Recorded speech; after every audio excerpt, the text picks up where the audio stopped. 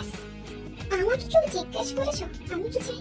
কিন্তু জিমি, না, আমি তোমাকে ভালোবাসি না কাই। আমি তো তোমাকে সরি বলতে যাচ্ছিলাম। এবার তো সব ক্লিয়ার মিস্টার কাই। না সুগা, জিমিন কিন্তু এখনো বলেনি যে সে তোমাকে ভালোবাসে। জিমিন, ওকে বলে দাও যে তুমি। কিভাবে বলবো? আর কেন বলবো? আমি তো তোমাকে চিনিও না ভালোভাবে। একদিনের দেখাতে কিভাবে ভালোবাসবো তোমাকে?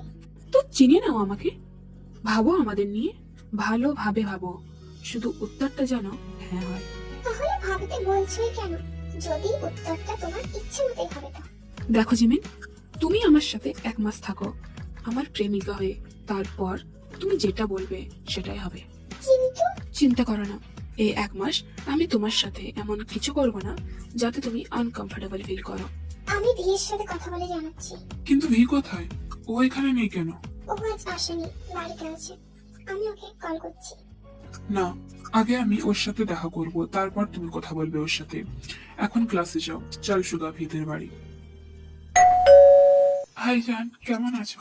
জেকে, তুমি কখন এলে? আর সুগা, তুমিও? এসো তাহলে ভেতরে।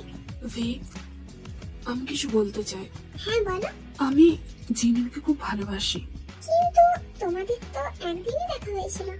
হ্যাঁ, এটা ঠিক যে আমাদের একবারই দেখা হয়েছে, কিন্তু তবু কেন জানি না মনে হয় আমি ওকে অনেক বছর ধরে চিনি। একটা আলাদাই অনুভূতি হয়েছিল ওকে প্রথম দেখার পর।